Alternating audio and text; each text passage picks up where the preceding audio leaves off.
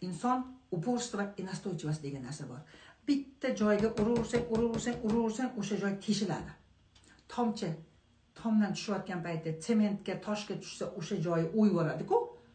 Xuddi shunga o'xshab musulmon ham birinchi kun bordingmi, ushlayolmading, ikkinchi kun yana bor, uchinchi kun yana bor, to'rtinchi kun yana bor.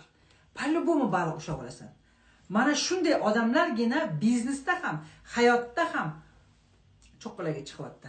Lekin ana bitta borib kelib, bermas ekan menga musulmon bo'lganim uchun, menga u dunyoda ochil dasturxon bor ekan deb o'tiradigan nechta ota bobo o'tib ketdi bizdan. Hech nima qilmasdan, u dunyoda ochil dasturxon bor ekan deb. Bor bo'lsa harna, nur ustiga nur. Yo'q bo'lsa kimdan so'raysiz? Yo'q bo'lib qolsa, dardingizni kimga aytasiz?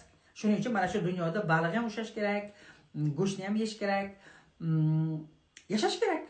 Yeyish kerak, harakat qilish kerak, borish kerak. Tutolmadingmi birinchi kun, ikkinchi kun yana bor. Tutolmadingmi yana bor. Bor, nima bor deysan? Borish kerak.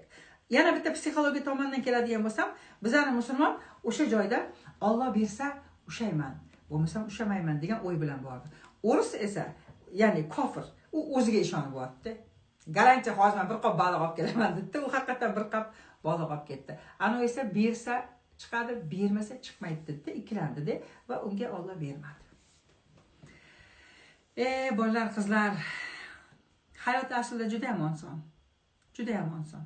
Biz uni o'zimiz juda ham qiyinlashtirib yoramiz.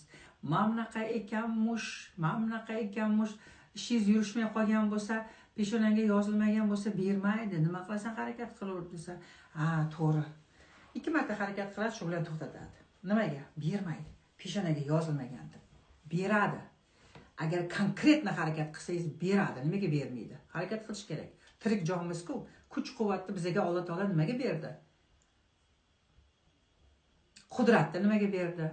Ko'zni nimaga berdi? Aqlni nimaga berdi? Bilimlarni nimaga berdi? Berdi-ku Alloh taolo bizga. Harakat qilsin bandam dedi.